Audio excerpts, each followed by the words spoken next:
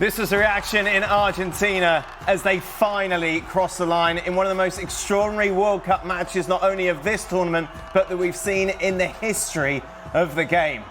Argentina win by 3-2 in extra time against Cape Verde, but boy, that doesn't tell half the story. Welcome in to the ESPN FC studios. I'm Dan Thomas, joined by Craig Burley, Frank Leboeuf and Kieran Gibbs. Before we hear from the boys, let's take you through the statistics, exactly how this game played out. Remember, everyone thought this was just going to be easy for Argentina against Cape Verde in their first ever World Cup. They were surprised they were even in the round, but they'd made it through to the knockout stages, but 3 draws had guaranteed that. It would be Argentina who would take the lead in the first half. Lionel Messi added to his record-breaking stats, and at 1-0 you kind of thought, well, this is it. Argentina are going to steamroll them, and it's going to be easy for the rest of the tie. Cape Verde, however, didn't read the script. In the second half, Verde would make it 1-1 after a lovely bit of interplay from Cape Verde, and that would see us go into extra time. 1-1 after 90 minutes, and Martinez, 2 minutes later, would make it 2-1 to Argentina. And once again, you thought, OK, Cape Verde have battled. They've done brilliantly. They've exceeded expectations from everyone, but they will then lose in extra time.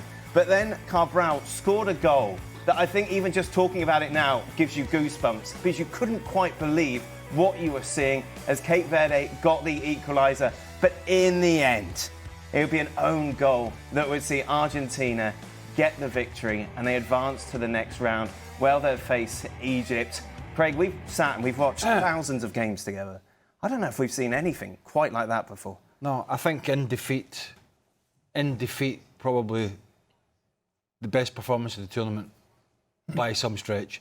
Bearing in mind where they came from, first World Cup, how small a nation they are, how small a population they are, how up against the odds they were against multiple world champions, but multiple world champions with Messi. Mm-hmm. Everything was against them. It was going to be a non-compete. It was going to be a rollover. And not only did they go toe-to-toe with one of the favourites for the World Cup, I think on today's performance we could revisit that. Not only did they go toe-to-toe, they outplayed them at times, and also on top of, as a minnow, putting in one of the greatest ever performances against an elite side at a World Cup. They scored, as you mentioned, one of the great World Cup goals that went from the goalkeeper all on the ground, passed it through this Argentinian side till it finished up in the left-hand channel, and it was whipped into the top corner, and I think that summed up their performance. Unfortunately for them, they came up a little bit short, but that was, as a David against Goliath, one of the best performances, and in some sense maybe a small vindication for Gianni Infantino to those of us, myself included, who said there's going to be there's going to be too many games where teams are going to get wiped off the pitch. We thought this was going to be one of them today, and it was absolutely the opposite. That was insane. I mean, the Cabral goals, as you said, starting from the goalkeeper. Mm-hmm. And when I started dealing with the situation, I said, it looks like Barcelona 2010. And when he came up from the middle of the park on the left side, he says, this is going to score. And we all jumped. Yeah. We are completely neutral, but we all jumped because of the beauty of the goal that we saw, and the mentality that they have, the maturity that they showed, the technique, the capability of dealing with the champion of the world. We are talking about Cape Verde. I checked all the players where they were playing. Some play in Greece, some in Russia, some of them in Portugal. It's insane, the level of football that they showed during that World Cup, especially during that game. I mean, congratulations to them. They must be very sad right now in the dressing room, but they can get it out of the stadium, their head very high. A country with a population of 500,000 did that, Kieran. I mean, I have to say, I think if unless you're an Argentinian fan, you're a Cape Verde fan tonight. It was just incredible to witness. And as the guys said, you know, we had no expectation of them coming into this tournament. And you look at the first game against Spain, and okay, they got a draw, and you know, many people were saying it was a shock, and it was. But obviously, it's the first game of the tournament, and you think, okay, was this a bit of a fluke? And then they go and score their first World Cup goal, and then they go and score their second and draw 2-2 with Uruguay. Mm-hmm. And then they go into their third game and get another draw. And by this game, you realise it wasn't a fluke. it wasn't a fluke at all, and this team deserved to be here. Yeah. And it was just emotional, really, and gutted for them. Absolutely gutted that they couldn't, at least go to penalties. Because I think at one point, if they would have got to penalties, the pressure, we said, would have been felt more by Argentina. Oh, yeah. And on top of it, that they would have gone through on the penalty shootout. Yeah. They would have played Egypt. And that's a pathway. And the way they played and the way Egypt played, that was a pathway to the This wasn't quarterfinal. Minnows parking the bus and catching teams on the counter attack. No. This was a team playing attractive, stylish football. Yeah. And that's what I've said all the time about some of these teams that have came here and tried to defend. This is not a tournament you're going to defend your way to success. Modern football is more, it's more forward thinking than that. And the more defensive-minded teams are getting left behind, I think. A lot of teams, not them all, have came here with no fear.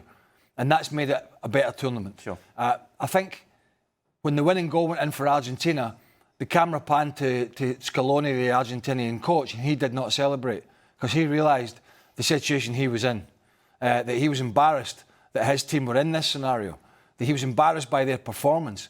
And let's just go back to Cape Verde. Only 8 teams have won the World Cup. And in their first ever World Cup, they played 3 of them. Mm-hmm.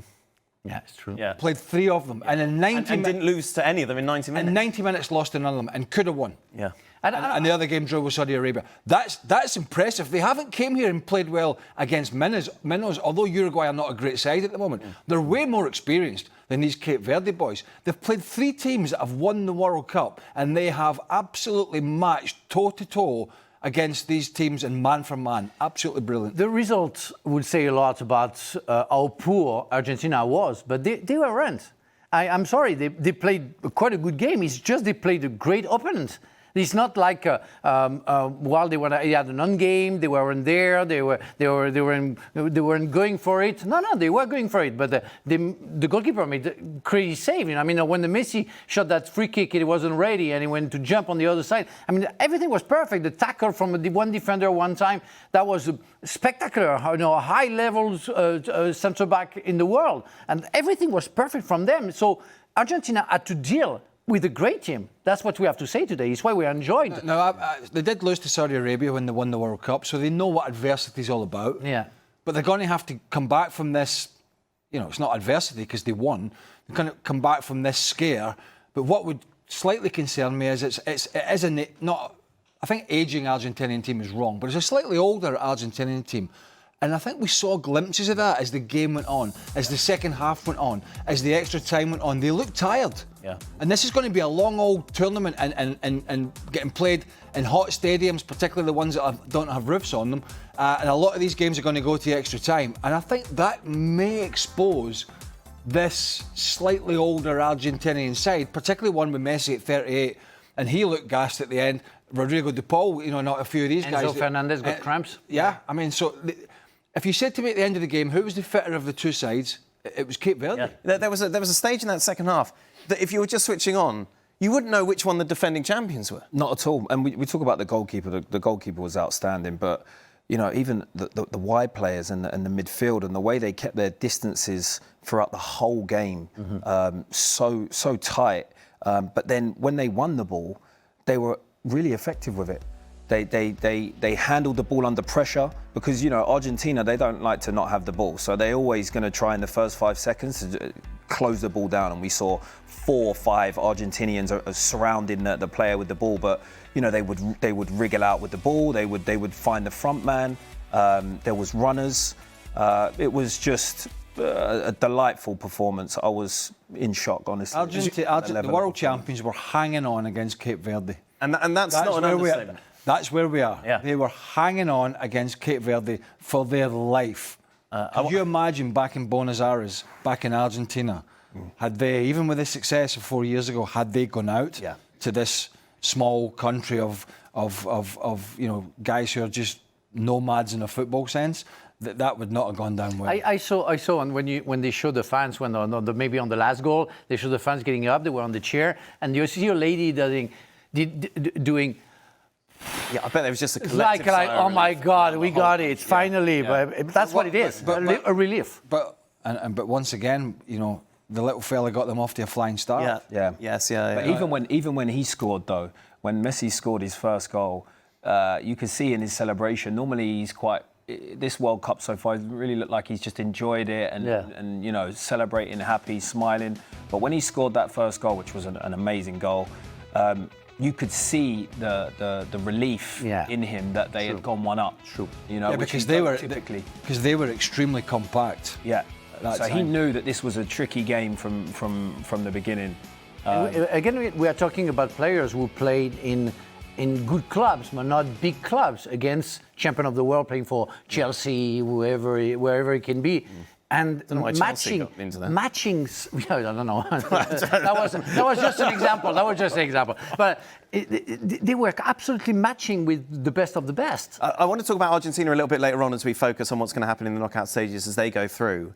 But obviously, Vozinha caught the attention of the world after that first game against Spain. You kind of know that's nice. Oh, look, his mum's come. You know, that was kind of the rhetoric. He's got millions of Instagram followers now. But he's followed that up continually with great performances. And then today, as you rightly say, that one-on-one with Messi, he makes the stop. He did everything right and was so sharp. And I say, this may be somewhere a chairman of a big club who wants to sign him, but he's 41. Like Chelsea, yeah. Like Chelsea. but that's insane, because I don't know if he's capable of producing, you know, for a season long or maybe 2 other years, what he just did for the World Cup. But that guy from the... He'd be instantly a fan favourite. There's no Oh my God! Well, he's the goalkeeping version of James Rodriguez, isn't he?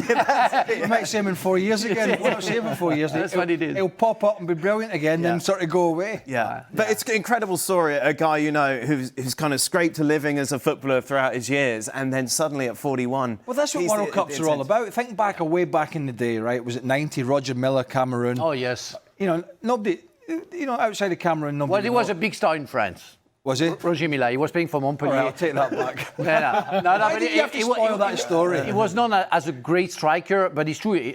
I've never heard of him. No, because you listen to what you see in Scotland or in England. That's it. No, but that's what platforms are. That's what a World Cup in this sport anyway. Yeah. Yes. This is what a World Cup is. Yeah. Right? And I always say to players who talk about the Champions League and stuff like that, and that's great. Champions League's great, but that's club, that's money. We know what that is. This is an opportunity for players who won't get those opportunities, who will never play for big clubs in those events. They'll probably never do it. And this platform is an opportunity to go into people's homes and show what you can do. And maybe, you know, for some, do something special at a World Cup that gets you that move. Maybe turns the head of somebody and go, my God, I didn't know about that guy. No, but typically you associate that with World Cups for younger players, right, that are just entering their careers. But you don't really, you know, we had the centre-back from Australia, we've had the young kid from Morocco who's performed really well, Verde. But, you know, for a keeper that's 41 well, that years centre-back from Australia, he's apparently on the short list for Barcelona. Yeah, Barcelona. So I think Henrington. He's already you know, I think he's already making. And by the way, we'll get to that at some point. But he shouldn't have taken a penalty. As a movie star, Frank, it would make a great Hollywood story. So who's the movie star you're talking about? I'm so modest and humble. Yes. No, but it's what it is. It's why we love sports, because of the suspense it can create. The people, it's the narrative. Yeah, it's the narrative. You can discover somebody. And I was thinking, remember, 90s, maybe Kieran doesn't know because he doesn't know anybody from the past. But Mario Kempes who? Yeah, Mario Kempes with that. Toto Schillaci becoming the top scorer of the 1990 World Cup. Yes. Where, and I'm sorry, he was known in Italy, but never been very famous outside of Italy. And the guy has been absolutely fantastic throughout the World Cup. That World Cup. So yeah, it's why we love that sport. It's why we love football and that game, because it brings some emotions that even in a movie you cannot find, I think. So what did we learn about Argentina today? Well, we certainly learned that I don't think it's as comfortable as it looked for them at the beginning of the tournament. I think, as Craig says, they look like they have fatigue in them if you can push them all the way. I think if they don't win the ball in the first 5 seconds, and you can get control, they can be got at. And they performed excellently today, Cape Verde. So, you know, I think it's going to take more for them to get beaten. But but definitely they've got vulnerabilities. I think to be fair, and I don't know if you're going to think like me, but Hopefully not. hopefully not, yeah. Any team would have played Cape Verde tonight would have struggled. Maybe not France, because France are playing differently right now than the other teams. I don't see England not struggling against Cape Verde today, or Norway, or Portugal. No, maybe not Spain, because they're increasing their game. But again, I think it would have been very difficult for any teams. And Argentina. So you're giving them a pass? Excuse me? You're giving them a pass? You're saying it wasn't Argentina played badly, it was that... No, I don't think Argentina played. I think it was a great game from Cape Verde. I think it was unexpected from everybody. We would have said that we would be talking about that game for 15 minutes now. It's because Cape Verde showed something. It's not because Argentina So how do you explain this? I think they might have been walking around the hotel thinking it was. They're already looking at Egypt? Yeah, I think I could sense maybe that this game was a shock to them. Yeah, but saying that, you mean that they didn't have a good game. It's when you think that Argentina didn't have a good game. I think they didn't have a bad game. I think they did. They had some chances. They could have scored, but they played against... Cape Verde, you see the graphic, managed 16 efforts at goal against the world champions. Tells it all. You were asking about where are the problems potentially for Argentina going forward. Looking at them tonight, any side with a lot of pace, power and physicality who can bring that to the table and add the same or more quality than Argentina, like France, I think they're going to struggle. I think they struggle with the legs. I think they struggle when the game opened up. And I think they really struggle with the pace of the Cape Verde side, who got that ball on the ground, they passed it quick, and they got at that back four. They got in behind the midfield on numerous times with their pace and their direct play. And I think any team Argentina come up with, I think if a team plays Argentina at a slow pace, and Messi can sort of walk around a little bit and he doesn't have to do a lot of defending and they can get the shape, I think they've got half a chance. But I think any team that picks the tempo up and tries to go like a 90 minutes at them, they showed tonight that they're getting tired very, very quickly. Egypt aren't necessarily that sort of team, though, are they? Not. No, we saw against Australia. It was not a good game. No, well, we don't know what's going to happen, but I would hasten to add, I think they'll have an easier night against Egypt than they did against Cape Verde. Yeah. That's how it looks to me. Would you agree, Frank? Yeah, I would agree. It's true that we saw the game against Australia from Egypt, and since the beginning of the World Cup, I'm not convinced. So they're going through, good for them, but I'm not convinced, and I'm pretty sure that, not pretty sure, but Argentina should go through against Egypt. Yeah. But obviously, when they come up against stronger opposition, the conversation will change. Yeah, I mean, I spoke a few weeks ago and I mentioned about the football, how much football has evolved in emerging markets. Africa, I think we've seen from their performances this World Cup, Asian teams and these smaller countries. I think football is just much more global now, and over the last 2 decades, we've seen the global talent pool increase, and so naturally, these countries, they don't come here anymore with just a hope that they're going to, try and achieve something. They actually come with a tactical plan. They come physically in shape. And technically, they are much better. They have many players that play in Europe now, in the top leagues. And so now we're entering an era now where global football has changed, and these countries can compete. I totally agree with that. I mean, in our times, something that Kieran doesn't remember, physically, teams... Frank won the World Cup, in case you... Yeah. Some times ago, but I don't remember. Yeah, but he was the one in New York, in Manhattan, with the World Cup. It's when the TV was in black and white. But I think some teams who came to, or national teams who came to for the World Cup, and our time physically, after a while, they were going down. Now, even, and we talk about clubs and for example, Championship in England, for example, they're physically ready. Right. They're already physically ready, so they can fight against any team. They're not going to drop after an hour, even against the biggest team in Europe. So it goes for the national team where they're already prepared. And as you said, on top of that, they have a tactic. They know technically how to work. So it's not going to be easy for anybody. It's very interesting for that. What will Egypt have learnt from today that they can bring to the table?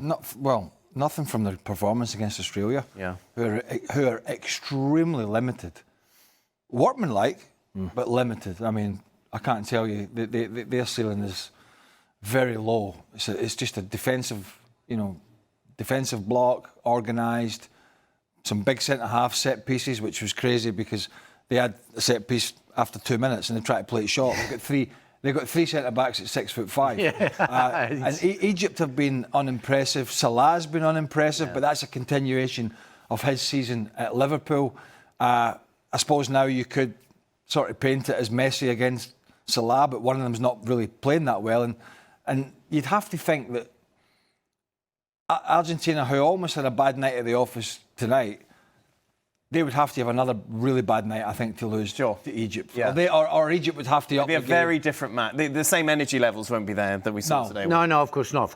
That was absolutely different. And I really think that Egypt learned nothing about the Argentinian game. They learned about their own game and the fact that they couldn't beat efficiently an Aussie team. And do you know why? I think the mentality is, from some of these nations, is that I think Egypt will be fearful. I mean, they'll know there's a quarter-final at stake, but they'll be fearful about what Argentina might do to them. Right. And I think that's why they'll play. And we didn't see that, obviously, today. And that's completely the opposite from tonight's performance from Cape Verde, is they had no fear. And I suppose they had less to lose than what Egypt may have, because the expectations are slightly higher for Egypt. But I think from a player perspective, you'll see a very coy, cagey performance from them, looking to hit Argentina on the counter. They will not do what Cape Verde did today, which was go toe-to-toe for the most part with the world champions. Just a reminder, ESPN FC will be with you later today. We've got the late game, of course, with Colombia against Ghana. We'll be reflecting on that. We'll be looking ahead to tomorrow's matches, plus more on what we saw in that Egypt clash with Argentina. We'll be live tonight, 11:30 Eastern on ESPN 2.